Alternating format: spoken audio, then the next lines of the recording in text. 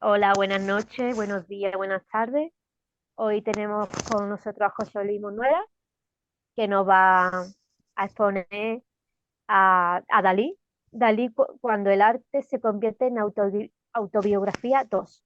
Los cuadros religiosos, perdón. Y mandamos un saludo a nuestra compañera Ana. Cuando quiera, José Luis.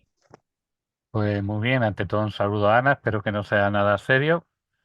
Y bueno, seguimos con la figura de Dalí, esta vez en una segunda presentación.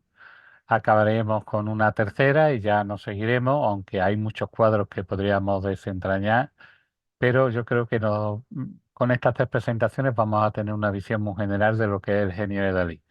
No es descartable que si más adelante pensamos que sería interesante, pues podríamos analizar una sola obra, pero en profundidad, ¿no? Como aquí empezamos a hacer y haremos con alguna, como la persistencia de la memoria y demás. Uso para conocer un poco lo que es el personaje una frase que él dice en 1977 y dice así: si Velázquez copia exactamente una fotografía, lo mejor que puede le sale un Velázquez. Si un tonto copia exactamente una fotografía, le sale una tontería. Si Dalí copia fielmente una fotografía, le sale un Dalí. Esto nos da una idea de la forma de estructura psicológica que tiene el individuo y del alto concepto que tiene de sí mismo, ¿no? De que todo lo que toca es arte y se transforma en arte de una manera u otra. Vemos este cuadro de la persistencia de la memoria, que es de 1931, que tiene unas dimensiones muy pequeñas, de 33 por 24 centímetros, algo así como un poquito más que el tamaño de un folio. Y vamos a pasar a analizar cada uno de los elementos que los componen, ¿no? La creación de la obra, según distintas entrevistas hechas por el mismo Dalí, es como sigue, y cito textual, según él cuenta en el libro de cabecera suyo del artista. A Salvador le empezó a doler la cabeza y su esposa Gala se fue con sus amigos al cine sin él. El artista se quedó solo y comenzó a contemplar vagamente la habitación. El queso camembert bajo los rayos del sol se derretía lentamente sobre la mesa y fue este queso derritiéndose lo que generó la idea de los relojes blandos. Dalí, olvidándose por completo de su dolor de cabeza, se apresuró a plasmar esto en el taller y allí, sobre el lienzo, ya estaba terminado por completo el paisaje de los alrededores de Portugal. El artista agarró los pinceles y listo, sobre el paisaje aparecieron los relojes. Salvador luego se jactó de haber creado los relojes derretidos en 2 horas. Cuando Gala regresó del cine, sobre el caballete ya estaba concluida la obra. Esta es una forma de misticismo que le da para quitarle importancia, pero realmente la interpretación de la obra es mucho más compleja y veremos ahora cuando analicemos cada uno de los elementos qué significa y por qué están allí representados. Primero, los relojes derretidos simbolizan el tiempo no lineal, es decir, en pocas palabras, este es el tiempo donde el pasado, el presente y el futuro conviven en un mismo espacio, como sucede en un sueño. Es por esto que podemos ver en la composición tres tiempos distintos a la vez. El reloj que cuelga de un árbol, un olivo, sin hoja, representa el pasado. Sobre la mesa derritiéndose hacia el abismo, el presente. Y sobre la figura de Salvador Dalí, yacente, el tiempo inexorable del futuro. Es decir, cada objeto se encuentra posicionado en el cuadro con un claro objetivo y con un claro significado. Veremos que este reloj es el único que no es blando y ahora después entraremos en lo que significa cada uno de ellos. Si nos fijamos, cada uno de estos relojes tiene una hora distinta, lo que nos indica que en una misma hora existen diferentes realidades. En esto se adelanta a los postulados científicos de ahora que hablan de que hasta el momento existen hasta 11 o 12 realidades distintas que perviven en el mismo espacio, pero en distintas longitudes de onda, en distintas realidades, ¿no? Aquí Dalí lo intuye de una manera clara cuando nos habla de diferentes tiempos que conviven en un mismo espacio. Vemos un reloj boca abajo, naranja, que el objeto se encuentra justamente al borde delantero de la mesa, que también es un reloj. Pero esta diferencia de los otros tres compactos, no se derrite. Y este simbolizaría el tiempo real, donde el pasado, el presente y el futuro ya no existen. Paso del tiempo en él es imparable e inexorable. Por eso el artista lo refleja boca abajo, porque se niega por completo a absorber esa realidad, a reconocer su existencia. Incluso lo representa devorado por las hormigas, que como ya vimos en el primer PowerPoint, las hormigas devorando algo significaba la podredumbre, el paso del tiempo, lo corrupto, lo que se pierde, ¿no? Vemos aquí cómo están devorando impasibles el reloj naranja, ¿eh? Por lo tanto, podríamos entender que representaría un claro ejemplo de la fugacidad de lo terrenal, de lo inexorable del tiempo. Y a su vez, el color anaranjado asociado a la creatividad de la acción nos denota como el tiempo va mermando la capacidad creativa y la fuerza del artista, ¿no? Vemos la mosca para Dalí eran lo que él denominaba hadas del Mediterráneo, porque en su libro El diario de un genio escribió: aportaban inspiración a los filósofos griegos que pasaban la vida bajo el sol rodeados de moscas. La mosca, por tanto, representará la inspiración para la realización de esta obra. La vemos en este de aquí y aquí ampliada la imagen. Fíjate, si este es un cuadro que mide 30 y algo por 20 centímetros, la mosca es diminuta. Vemos esta figura que ya la analizamos la vez anterior cuando estuvimos hablando del gran masturbador, que sería un autorretrato del artista por el peinado, ¿os acordáis? Por las pestañas, por la forma, ¿eh? Entonces lo identificamos como una especie de autorretrato del artista, que está representando la muerte, está representando el sueño, que es la muerte en sí mismo, ¿no? O al menos es una exclusión de lo realizado, mejor aún, es la muerte de la misma realidad, la cual muere de una misma manera durante el acto del amor, que escribió Dalí en su libro. El espejo, que está aquí arriba, significa el cambio, la inconstancia, es capaz de reflejar tanto la realidad como el mundo onírico, creando una puerta abierta a otras realidades, ¿eh? Y esas realidades están siendo surcadas, representadas en toda la manifestación de esta pequeña obra de arte, ¿no? El árbol seco, que es tal como lo vemos, puede ser y representa un olivo, que es el signo de la antigüedad, del conocimiento, de la sabiduría, sirve de alegato a la paz. Os acordamos por la paloma de la paz que lleva una rama de olivo en el pico, símbolo del conocimiento clásico perdido y por eso aparece seco, sin ramas ni fruto. También es como una especie de premonición de lo que va a pasar con las distintas, tanto la guerra mundial como la guerra civil en España. El artista creía que en el mundo moderno esa sabiduría correcta ya no existía, por eso el árbol está muerto. Y el reloj que se posa sobre él es un símbolo del pasado, reforzando la idea del reloj derretido, ¿no? Vemos la playa desierta, no es casualidad que el paisaje se vea tan abandonado en sí mismo, es la personificación de la melancolía y el vacío emocional del autor en ese momento que se sentía solo al haber sido abandonado por Gala para ir al cine con sus amigos. Por lo tanto, se retrató a sí mismo como una especie de pez arrojado a la orilla sin vida y que ha vencido el tiempo, ¿no? Vemos a su vez el mar como simboliza la eternidad, la inmortalidad, por eso lo representa ingrávido, sin tocar lo material del suelo. Es el mar donde el flujo del tiempo no es objetivo, sino que está sujeto a un ritmo interno de conciencia del artista, como un ser vivo independiente, como alguien que quiere seguir viviendo pese al flujo de la eternidad. Por eso hace que esa eternidad no toque el suelo, porque sería una forma de vivir una realidad siempre está sin tocar el suelo porque está más allá, es una eternidad buscada pero no conseguida, ¿no? Vemos las montañas en las que aparece el Cabo de Creus, fácilmente reconocible, cerca de la ciudad de Figueras, donde él nació. Este paisaje se observa en casi todas sus obras, incluido el Cristo de San Juan, que veremos en el siguiente PowerPoint. El huevo es uno de los símbolos más reconocidos de la obra de Dalí. También encontramos uno en la persistencia de la memoria. Es un pequeño óvalo en la orilla del mar, cerca de las montañas. Simboliza el cambio, la eternidad y la regeneración. El artista toma esta imagen de los órficos, que son místicos de la antigua Grecia, que es donde, según la mitología, del huevo cósmico nació el primer personaje bisexual que era una deidad y que se llama Fanes, que tiene muchas representaciones en el mundo alquímico. Sería interesante analizar, como analizo en el libro de las claves herméticas de la Puerta de la Catedral de Sevilla, el origen de Fanes y cómo está representado de una u otra manera en dichas puertas, ¿no? Y es muy interesante porque forma parte del procedimiento alquímico tan vetado a aquellos que no están iniciados, ¿no?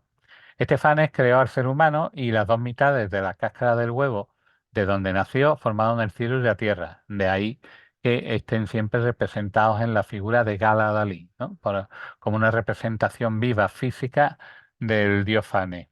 Si combinamos todos estos elementos en uno, podemos concluir que el sentido principal del cuadro viene a decir que el tiempo es persistente y constante a pesar de ser relativo, ¿no? Este cuadro también se le conoce como el flujo del tiempo, con lo cual nos da la razón en esa interpretación que hacemos de la obra. 20 años después, Salvador Dalí reencarnó este cuadro para crear la desintegración de la persistencia de la memoria, en la que refleja un nuevo concepto, la era del progreso científico. La visión del artista ha variado por completo, todo se está disolviendo en pequeñas partículas y todo el espacio está sumergido bajo agua, como si fuera un reactor nuclear, ¿no? Vemos cómo el concepto evoluciona, la mesa desaparece, desaparece el tiempo real, ¿eh? Que ya ha sido devorado por completo por las hormigas, y vemos cómo al mismo tiempo deja de ser elástico y se está transformando, se está quebrando, ¿no? No se puede observar muy bien porque este cuadro, como hemos dicho, es de pequeñas dimensiones, pero tiene una firma, que se puede leer: Olive Salvador Dalí. Olive era uno de las maneras como Dalí llamaba a Gala en privado, porque decía que la cara de Gala era ovalada y tenía el color de su piel como el de una oliva, ¿no? Como el de una aceituna. Desde ellos, nos dice el Salvador Dalí, los relojes, soy históricamente aquel que ha sabido resolver la ecuación espacio-tiempo, pero todo mi arte traduce la calidad de la angustia más moderna, en cuanto a expresión de un delirio que rebasa todos los dinamismos de lo real. El tiempo no se puede concebir sino el espacio. Hemos de tener en cuenta que la figura de Salvador Dalí está íntimamente relacionada con todos los conocimientos científicos de vanguardia. En la tercera presentación hablaremos de ese Dalí, el Dalí científico y su relación con el arte, no solo en la forma de trabajar su obra pictórica, sino también en los diferentes elementos decorativos que va a poner en el castillo de Púbol, como por ejemplo la cúpula monárquica, etcétera, en la que hay un auténtico juego de formas geométricas simple, pero basada en diferentes rudimentos que aquí vamos a empezar a estudiar algunos de ellos, ¿no?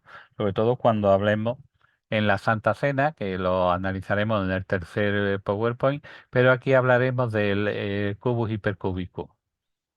La Edad Atómica es un cuadro de 1949 en la que el plano central encontramos una Leda muy realista, sin vestimenta, flotando en una especie de trono, acompañado de un cisne. Leda y el cisne, sabemos que Zeus deseaba a Leda, entonces se transformó en un cisne para poder copular con ella, ¿no? De esa unión, de esa unión libidinosa de Zeus, nacieron dos hermanos gemelos, Polus y Castor, que eran gemelos como el mismo Gala y Dalí. Pero estos hermanos tenían una cosa, que tenían una parte de inmortalidad del dios Zeus y tenían una parte humana de su madre Leda. Por lo tanto, no recuerdo si era Polus o Castor, le pidió a su padre poder compartir la inmortalidad a Zeus, poder compartir la inmortalidad con su hermano. Y este se negó, le dijo que no, pero sí le concedió que un día fuera Polus inmortal, al día siguiente quedara en un sueño por el que no pasaba el tiempo y Castor pudiera ser inmortal, ¿no? Que es un juego bastante interesante con respecto a la unión entre esos dos hermanos mellizos. En 1947 el artista realiza el boceto a tinta china y levanta lo que sería un pentágono místico con la base de la ayuda del matemático Mitila Gica, que era en aquel momento era profesor en una universidad, ¿no? Tocando elementos de la proporción áurea. De esta manera se realiza esta obra, encuadrando a Leda dentro de un pentagrama insertado con una estrella de 5 puntas, como podemos ver ahí. En cuanto a la teoría física intratómica de Dalí, persigue precisamente con estos elementos de la obra que ninguno toque a otro. Y lo podemos ver por la representación de las proyecciones de la sombra. ¿Por qué él llega a esa conclusión? Porque él conoce que en el átomo no hay ningún elemento que esté pegado a otro, hay un espacio interdimensional entre cada uno de ellos, ¿no? Y él lo indica precisamente por la posición relativa de cada uno de ellos, que además se proyecta su sombra, y es por la que podemos entender que no existe tal toque entre unas y otras materias, ¿no? Lo vemos aquí, las proyecciones de la sombra, como en ningún momento, ¿eh? Ninguna de ellas. se llega a tocar. Vemos aquí también el huevo, que tantas veces aparece. Este libro rojo, que según algunos autores dicen que es la Biblia, otros autores creen ver el libro rojo de un filósofo, pero en realidad, tal como lo explica Dalí en muchas de las charlas que él da, aparentemente es la Biblia.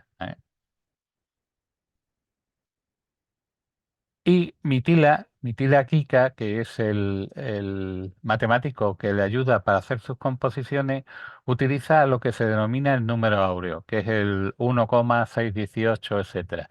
Es un número inconmensurable, decía, adquiere significación en virtud de la relación entre las dos dimensiones de un plano en el espacio o en el tiempo. Símbolo de vida y de armonía para Pitágoras y sus discípulos, a la que llamaron la divina proporción. Esta relación posee notables propiedades matemáticas y su presencia a lo largo de la historia del arte se debe su predominio en todas las proporciones, no solo del cuerpo humano, sino de muchas de las construcciones que el hombre ha hecho para conseguir el equilibrio perfecto en relación con la figura del hombre, ¿no? Los griegos fueron los primeros en utilizarlo y en sus estudios matemáticos su deseo de hallar una correspondencia, un orden que fuera mucho más allá del cuerpo humano, pero en base a ese cuerpo humano, a Dios, al templo, al universo, y en ese sentido el número áureo entra en la historia de la civilización occidental. Es importante conocer, porque lo vamos a desarrollar más en el tercer PowerPoint, que Dalí hacía uso de las fotografías, las cuales calcaba, ¿no? Vemos aquí una fotografía que sirvió para el calco posterior de la LED atómica. La vemos aquí. En sus obras él suele hacer retratos que suelen ser calcos. Por ejemplo, hemos visto como este mismo rostro lo ha calcado en diferentes momentos de la creación. Vemos como de un libro de Matilda Guica, que es una ilustración sobre la geometría del arte y de la vida, que la podemos encontrar en una publicación de Nueva York de 1946, nos encontramos como Dalí empieza a desarrollar parte de la ley atómica con sus apuntes. Lo vemos aquí, cómo hace diferentes apuntes, cómo incluye una figura, cómo llega a incluir dos teléfonos, en fin, ¿no? Cómo utiliza la geometría que aplica Mitila, cómo la utiliza en su propio provecho para la construcción de los diferentes elementos compositivos de su obra. Vemos aquí que el dicho autor rumano había incluido en su obra en 1931 la fotografía de un desnudo masculino inscrito en un pentagrama o en un pentalfa, comentando con una retórica indudable desproporcionada que no era difícil encontrar este organismo vivo. Y lo dice de tal manera, las sinfonías platónicas que resultan de la inscripción en la esfera de los poliedros regulares y de la geometría alternada pulsante de los poliedros estrellados a partir del dodecaedro núcleo o envolvente dodecaedro del timeo es un paradigma geométrico de la armonía del cosmos. Eso lo escribe Guica en su libro en 1968 en la página 80. Dalí le va a la saga y lo que hace es que inscribe su led atómica, la inscribe dentro de lo que sería un pentalfa o un pentagrama para seguir precisamente ese concepto de la evolución del icosaedro hasta el pentalfa místico, ¿no? En sus antecedentes iconográficos medievales tenemos mucho, ¿no? Tenemos la inscripción de un rostro, por ejemplo, en un pentalfa de un escrito del siglo XIII de Vilar de Oncourt, ¿eh? Que es uno de los maestros canteros a los que le debemos parte del conocimiento del oficio de la cantería, precisamente por esos apuntes que él tiene, en lo que nos indica cómo hacer figuras humanas a través de figuras geométricas simples, qué proporción tiene, cómo se ha de detallar la piedra, qué rudimentos tiene, etcétera, ¿no? Vemos aquí cómo se extrae también de un libro de Arturo Soria, la semejanza entre la primera forma animal y la última. Esto viene del origen poliédrico de las especies, unidad, origen, reproducción y síntesis de la forma de 1894.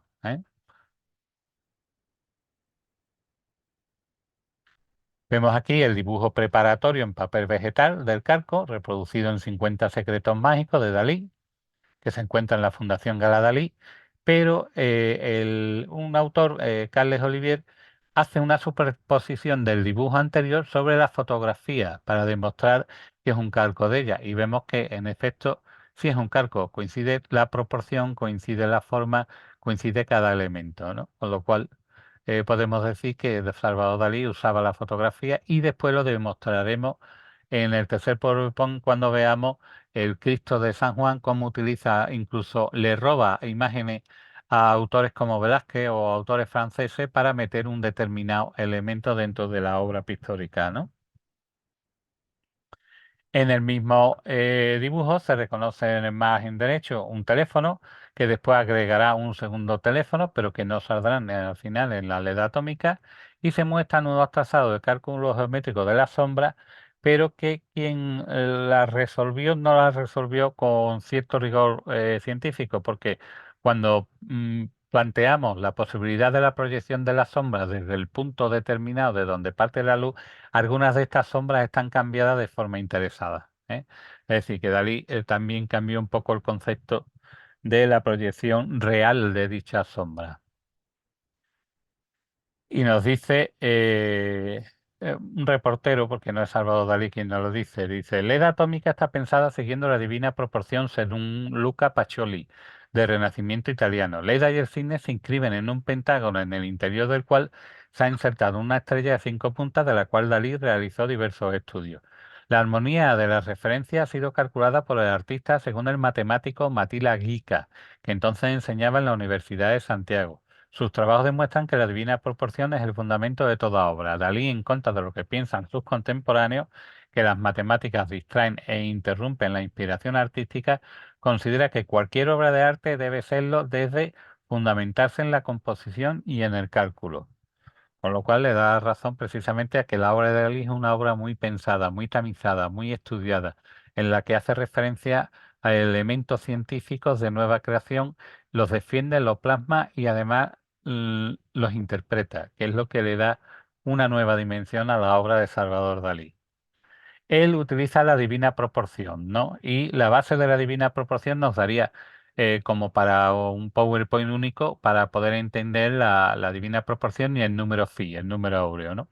Se trata, por ejemplo, lo vamos a explicar de modo muy grueso, es difícil de entender en primera instancia, pero hay que decirlo para que se pueda comprender esa proporción, ¿no? Imaginemos una línea que es AB, ¿no? Esa es la longitud total de la línea, de A B. Bien, el segmento mayor, que es A, es a este, el segmento menor B, phi. Es decir, o sea, A más B entre A es igual a A entre B. Y ese número phi, con esa fórmula matemática, nos dará 1,6180. Es un número interminable, no se puede encontrar el fin. ¿Por qué se utiliza esta proporción? Porque es una proporción que se da no solo en el ser humano, sino en toda la naturaleza. Incluso a la hora de ver las galaxias, la forma que tienen de espiral y demás son espirales áureas. Para que te haga una idea, la proporción de phi sería la mano extendida en relación al antebrazo. Y a su vez el antebrazo sería la relación con respecto al húmero. Y así podemos ir en cada uno de los elementos. Cada uno de los dedos está en proporción a un número determinado del ancho de la mano. Y así vamos viendo cada uno de los elementos que compone la anatomía humana, que está perfectamente diseñada por el número áureo, ¿no? Por ejemplo, podemos ver aquí el caso particular del pentagrama, en la que el segmento rojo, a ver si sale, el segmento rojo equivale al segmento verde multiplicado por el número phi, es decir, 1,61. Si este segmento lo multiplicamos por 1,61, nos daría el segmento rojo. Pero este segmento verde es a la misma proporción que el segmento azul. Es decir, si multiplicáramos el segmento azul por 1,61, nos daría el segmento verde. Y este azul es a su vez como el segmento violeta. ¿eh? Y nos daría exactamente igual. Con lo cual existe una regla de proporción que se cumple y se cumple no solo en la naturaleza, sino incluso cuando el halcón va a caer sobre su presa, lo que hace es que hace una espiral áurea. Y esa espiral áurea es perfecta. Por lo tanto, podríamos decir que dentro de su propio desconocimiento, el animal utiliza un número áureo para poder desarrollar ese movimiento, ¿no? Lo vemos aquí, por ejemplo, en la figura de un nautilo lo vemos el ejemplo en plantas, en galaxias, en espirales, en el número de ramas que se puede calcular de ramas en un árbol y a su vez dentro de esa rama de cada árbol, cada hoja está siguiendo una proporción áurea. ¿Por qué? Porque así el crecimiento que tiene el árbol permite que las hojas no se tapen unas a otras, las ramas primero no se tapen unas a otras y las hojas no se impidan poder absorber la luz del sol tapándose unas a otras. Y es un número Mm, matemático, es decir, que cuando vemos el nacimiento de un árbol podemos casi predecir el número de ramas que puede tener, el número de hojas y cómo van a estar dispuestas.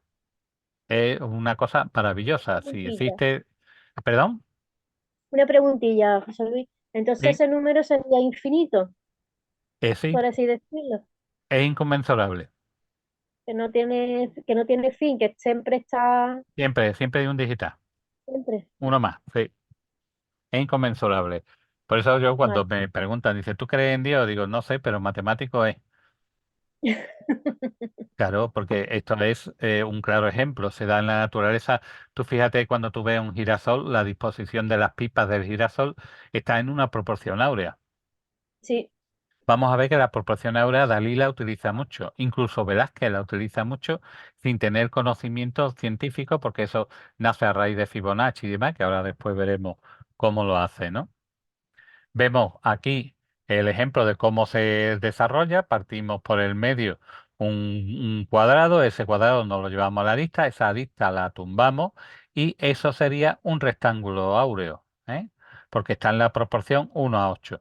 Si lo vamos haciendo con diferentes rectángulos, partimos de uno, hacemos otro, otro, otro y otro, pues si partimos del centro, vemos cómo creamos una espiral áurea. ¿Eh? Esto se basa en la sucesión de Fibonacci, que lo habréis escuchado en alguna ocasión, que comienza del siguiente modo. Porque la sucesión de Fibonacci es una serie numérica que es la suma de los dos números consecutivos y siempre da como resultado el siguiente número. Así la proporción es 1,618. Por ejemplo, partimos con el cero, ¿no? 1. 1, 1 da 2. 1, 2 da 3. 2, 3 da 5. 3 y 5 da 8. 8 y 5 da 13. 13 y 8, 21. 21 y 13, 34. Y así podríamos seguir de una manera eterna, ¿eh? Siempre sumando los números anteriores nos va a dar esa proporción de Fibonacci. Y esto lo observó él con el número de conejos que nacían en la yunta de diferentes parejas de conejos. Y pudo incluso calcular, según las leyes de Mendel, con el tema de la genética, no solo el número de conejitos que iban a tener, sino también el tipo de color que iban a tener los conejitos. Es muy interesante. Pues esto aplicado al arte es lo que nos va a definir todo tipo de construcciones y nos va a dar todo tipo de ideas sobre cómo esa proporción nos da una sensación de estabilidad, de calidad, de conocimiento, ¿no? Vemos aquí la composición de un sólido geométrico, de Zambelli, que es un dominico, un padre damiano, a finales de la época del 1538. Pasamos a estudiar el Corpus Hypercubus de Salvador Dalí, también de 1954. Hemos de recordar que la figura de Salvador Dalí empieza de verdad a trabajar de manera seria con la ciencia a partir de 1954. Entonces tiene una serie de cuadros religiosos con una serie de conocimientos que van más allá de lo que es el conocimiento del mero pintor, ¿no? Vamos a analizar esta obra de manera muy leve, pero porque tiene una gran carga geométrica y cultural, ¿no? Y científica. Vale. El motivo del cubo está por todas partes, ¿no? Gala está sobre uno, el suelo tiene cuadrados a modo de dameros blancos y negros, los cuatro clavos cúbicos forman un cuadrado, que son estos cuatro, forman un cuadrado que además nos va a indicar la tridimensionalidad de ese cuadro, creando lo que es el tesseracto o lo que va a ser el cubo hipercubo, ¿eh? Entonces, esto representa el espacio-tiempo. ¿Qué es lo que representa? Lo vamos a ver aquí. Vemos, Mateo 27:45 nos dice, al mediodía la tierra se llenó de oscuridad hasta las 3 de la tarde.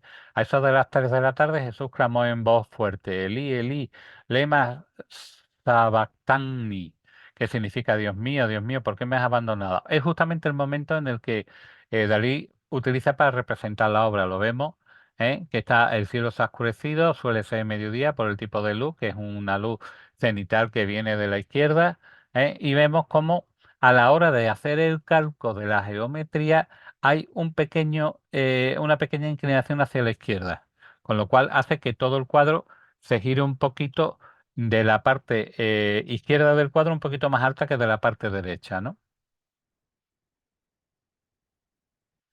Vemos que es una perspectiva oblicua con dos puntos de fuga, lo que indica que nos va a dar una sensación casi de volumen de esquina. Esos dos puntos van a crear de su cruce una serie de elementos que nos van a dar una perspectiva geométrica, pero esquinada, con lo cual podemos ver el frente y parte de un lado, ¿no? Esa fuga se suele utilizar casi siempre, los puntos de fuga suelen casi siempre estar fuera del plano, para que no se quede la figura achatada y excesivamente gruesa, ¿no? Entonces casi siempre cuando lo vamos a dibujar lo ponemos sobre una pared o hacemos el cálculo de los ángulos que va a tener, pues después vemos el número de ángulos y lo transportamos. Y lo que se trata es de cruzar y entre el cruce de una y otra nos va a dar una serie de elementos geométricos, ¿no? Ese elemento geométrico se ha usado siempre para todo, ¿no? Y lo vemos desde el diseño del Partenón hasta el diseño para unas cajas, ¿no? Nos sirve para en la representación, para poder representar de una manera en la que haya cierto efecto de volumetría y tridimensionalidad. Lo primero que nos llama la atención al ver el cuadro es la desproporción evidente que hay entre la figura del Cristo, que es muy grande en comparación con la figura aquí de Gala, que podría representar tranquilamente a María Magdalena, ¿no? Y esto nos puede venir precisamente del concepto románico en el que la figura del donante aparecía siempre, pero de tamaño más pequeño. Aparecía en la obra pictórica, pero más pequeño casi siempre a los pies de la obra. Tal vez sea un guiño hacia el romántico, ¿no? Vemos aquí que la figura en primer plano está perfectamente terminada con un carácter casi hiperrealista. Vemos los pliegues, incluso los pliegues del planchado de las telas. Está muy bien logrado. Es una de las figuras más logradas de Dalí. Nos dice Dalí, pinté una cruz hipercúbica en la que el cuerpo de Cristo se convierte metafísicamente en el noveno cubo, siguiendo los preceptos del discurso sobre la forma cúbica de Juan de Herrera, constructor del Escorial. Es que me ha salido un mensaje del Zoom. Entonces vemos cómo él se basa fundamentalmente en el concepto del hipercubo y de la obra de Juan de Herrera para esa representación. Vemos la integración del hipercubo, como una figura integrada en cubos de menor tamaño. Vemos que realmente el hipercubo se llamará tercer acto y es la inclinación, la introducción de un cubo dentro de un cubo. Ahora lo han puesto muy de moda el tercer acto los, los Vengadores con las películas estas de Marvel y demás, ¿vale? Si hiciéramos el despliegue de ese cubo, nos encontraríamos con cuatro cubos de menor tamaño que indicarían su delimitación geométrica y en el espacio. Así que si desplegáramos este cubo y los cubos sucesivos que se dan en el interior, nos daría esta forma geométrica que es la que nos representa Dalí con el cubo hipercúbico.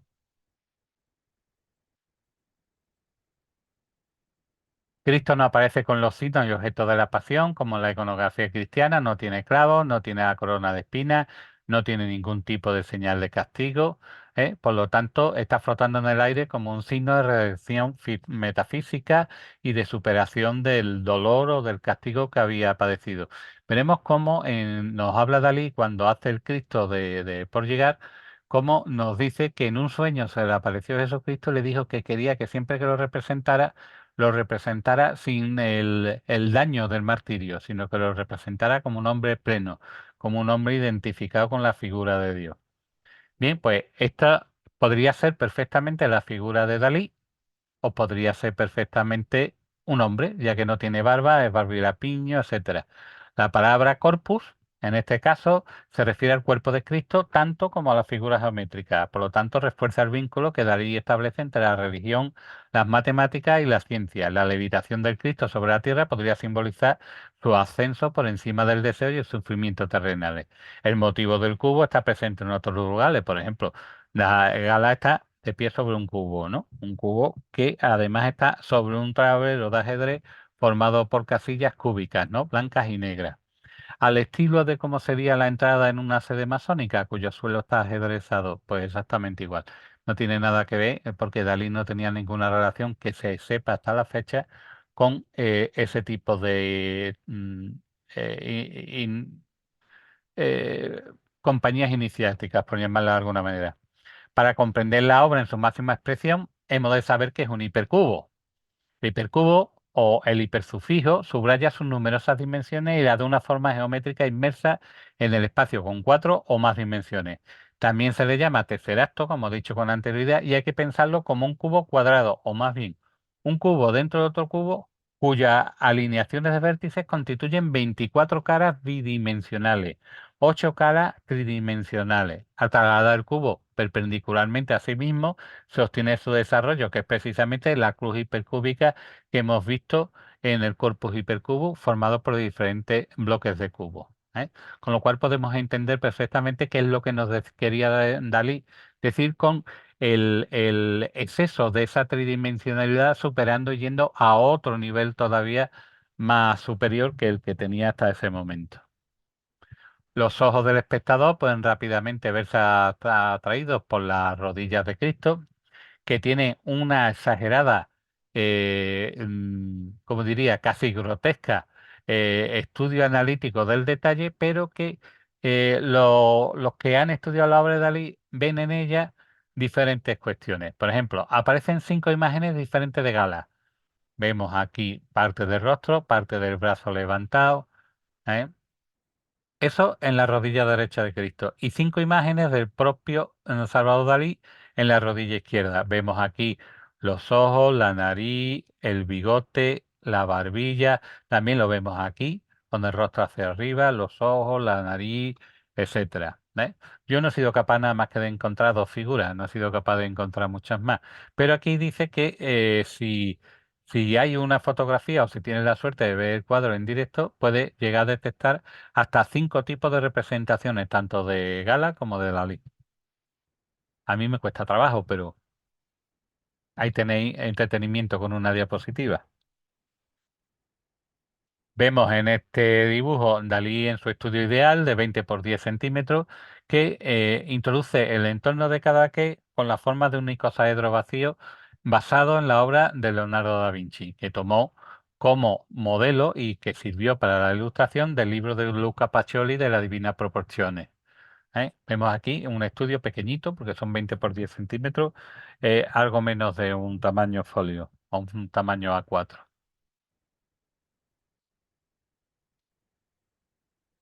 En esta obra, Dalí se hace eco en la Santa Cena del simbolismo místico que Platón y los artistas del Renacimiento habían otorgado a los dodecaedros, tal como lo enfatiza Faccioli en su obra La Divina Proporción de 1509, en su capítulo 55, la idea platónica del Tineo, 55c, de la acción demiúrgica divina de la delineación del universo mediante los dodecaedros. La forma de las 12 bases pentagonales le atribuyó a Platón al cielo como receptáculo de todas las cosas. Por eso utiliza precisamente esa representación del cielo y como ese receptáculo de todas las cosas con la imagen de un Cristo redimido y un Dios que está extendiendo sus brazos casi imitando la forma de la perfección geométrica del icosaedro, ¿no? Entonces, tiene una interpretación mucho más profunda que veremos en el siguiente PowerPoint. El estudio de la relación existente entre las matemáticas y la percepción visual y objetos tridimensionales ha sido... Sí. Bien, nos quedamos en el anterior vídeo justamente en el estudio de la relación existente entre las matemáticas, la percepción visual y los objetos tridimensionales imposibles, que ha sido potenciado precisamente por las obras de Penrose o las de Escher, con sus imágenes tridimensionales imposibles. Y si nos interesa la historia de este tipo de objetos, podemos empezar con los mosaicos de Antioquía por medio de cubos de Kafka, que los vemos aquí, que dan al mismo tiempo un adorno de un plano regular y una estructura tridimensional. Es multiambiguo, puede interpretarse como 3 rombos con un mismo vértice, un triedro convexo o cóncavo, o simplemente un cubo. El espectador puede interpretarlo de cualquiera de las tres posiciones posibles, superior, inferior, izquierda o inferior derecha. Por lo tanto, para las tres direcciones correspondientes, un cubo de Kafka representará un punto de giro.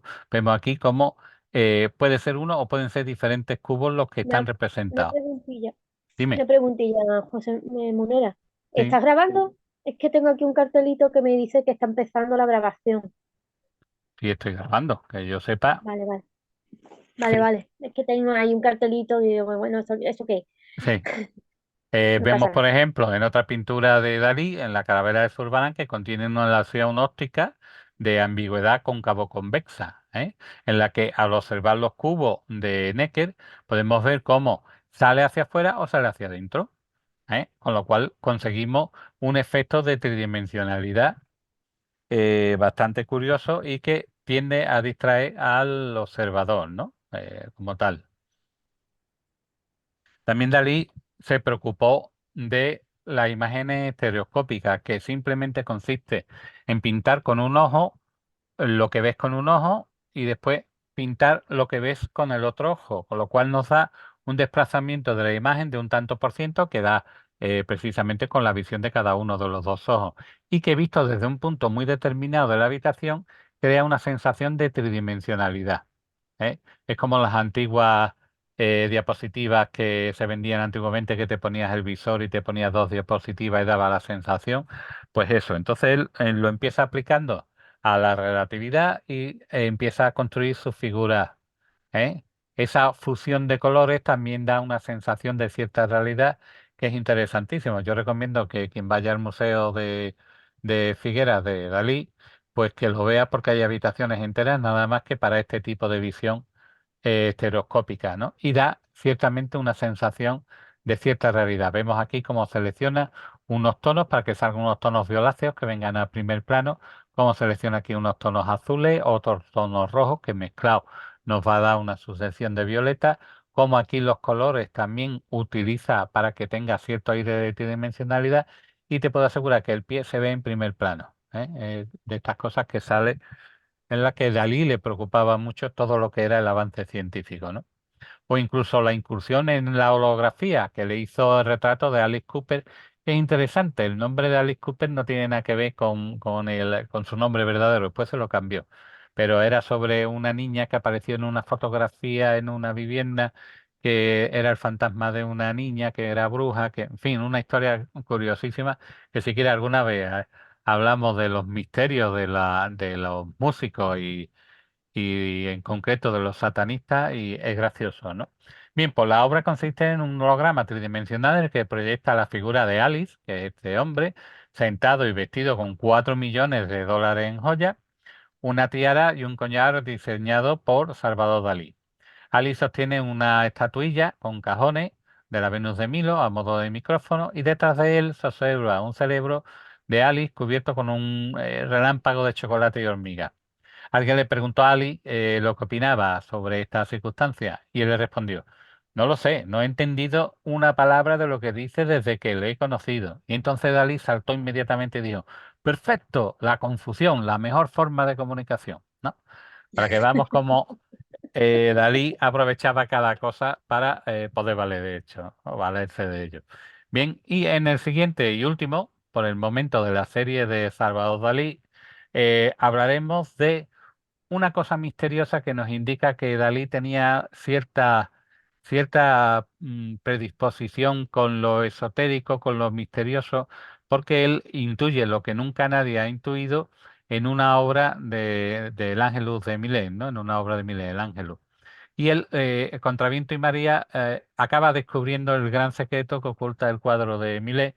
Y después hablaremos de otras muchas, ya te digo, hablaremos de la cúpula monárquica, que un desarrollo del icosaedro convirtiéndolo en dodecaedro, del estudio de cada una de las formas que para el empalme de cada una de las piezas. Y hablaremos del famoso Cristo de San Juan, donde veremos cómo Dalí es un aprovechado de todo, porque todo vale y él lo aplica y lo aplica bien, con el suficiente arte, ¿no? Y entonces con ese tercer Dalí como autobiografía acabaremos con la figura de Dalí por el momento, porque ya digo que no descarto que más adelante, si queréis, podemos estudiar una obra en concreto que os interese particularmente a vosotras o a los espectadores, ¿no? A mí me gustaría que opinaran los espectadores y dijeran, pues mira, José Luis, por aquí, por allí. ¿Eh? En principio, esto es. ¿Alguna duda, Entonces, alguna pregunta? sí, una preguntilla. Entonces, Dalí le ha gustado mucho lo que es la ciencia. Sí, sí. De hecho, Qué él estaba curioso, ¿no? suscrito a todas las revistas científicas y las revistas científicas estaban machacadas. Es decir, tú cogías las revistas científicas de Dalí allí en el castillo de Púbol y estaban llenas de anotaciones al margen, de subrayados, estaban machacados. Es decir, era alguien que le preocupaba mucho la ciencia y aplicaba precisamente ese conocimiento científico a su propia obra y la aplicaba de una manera magistral. Wow, Mm. es un... Fíjate cómo se da la Claro, cosa, que él, aparte de la simbología mística que él lleva en mucho de su obra, que no hemos entrado porque sería interesante, pero ya sería darle un sentido más hermético a la obra de Dalí, ¿no? Más simbólico. Pero tú fíjate que él cuando muere hace que lo entierren con una túnica con la doble hélice del ADN, ¿no? Como aquello que es inmortal, lo único que queda de lo humano, lo que trasciende en el tiempo. Entonces, para que te des cuenta de cómo él valoraba las cuestiones y cómo él las llevaba a su campo, ¿no? Desde el tema científico. Por eso le digo que es una figura apasionante y digna de estudio. A mí siempre me ha gustado Salvador Dalí desde niño, pero llegó un momento en el que llegué hasta casi despreciarlo, porque dibujaba bien, pero no, en fin, hacía sus cosas, ¿no? Pero después cuando lo he descubierto a raíz de estos PowerPoint y de la Appleton University y demás, he descubierto que hay un personaje mucho más interesante detrás que en su misma obra, ¿no? Que es la persona que vive el avance científico y lo da a conocer a través de su obra, aún sabiendo que la mayoría de la gente no lo va a comprender. Y realmente esta obra está para estudiarla ahora, que ya lleva tiempo fallecido, pero ahora es cuando podemos entender el por qué esos relojes blandos, el por qué esa desintegración de la materia, en fin, es toda una lección la que nos da Dalí a través del tiempo, ¿no? wow, increíble. Un pintor Tipo curioso. exacto, hecho a su imagen, Sí. que quería plasmar lo que quería plasmar y ya está. Claro, y además fíjate que todo lo que él plasma es su vida. Es decir, él nos representa a un niño con un arito que representa la mayoría de las veces a su hermano muerto. Él nos representa, se representa a sí mismo levantando la piel del mar. Él se representa a su madre muerta. Es decir, él todo lo que tiene lo representa cuando él ve un pescado que tiene un saltamonte hueco, pues lo representa. Es decir, él no hay experiencia que él no tenga en su vida que no represente. Por eso lo hemos llamado así, ¿no? Cuando Dalí, cuando el arte se convierte en autobiografía. Interesante. Es un personaje muy, muy interesante, la verdad. Sí, sí. Interesante. ¿Alguna otra Por mi parte, preguntilla? nada. Por mi parte. ¿Y alguno de los presentes? Claro, tendríamos que Cuando tengan abrirlo. preguntas lo dirán. ¿Eh? Claro, tendríamos que Claro. abrirlo. Esto hay que abrirlo para que entre en el mayor número de gente posible. Ujú. Ya lo Sí, propuse una vez. Tenemos que hacerlo sí, para sí. que poner, Hay que hacerlo, hay colgar, que hacerlo. colgar los enlaces y que la gente pueda participar, pueda interrumpir, pueda hablar para que esto sea una cosa viva, dinámica. Pues, Sí, sí. vale. Muy Venga, bien. pues si no, me voy. Si no me tienen más nada que preguntar, No, es que me ha quedado bien, me ha quedado vale. bien. ¿Te ha quedado claro, no? Sí, sí, sí, sí. Venga, pues con tu Muchas gracias, permiso, José Luis. me despido Espérate, de espera, ti. voy a Ah, despedir. y sobre todo dale un beso a Ana, por favor, Claro, yo se lo doy. que se la echa de menos. Muchas gracias por estar con nosotros, José Luis. No, Y, para mí es un placer. y gracias. Y muchas gracias a todos por estar aquí y mandamos un saludito a nuestra compañera Ana. Y muchos besitos. Un beso. Hasta luego.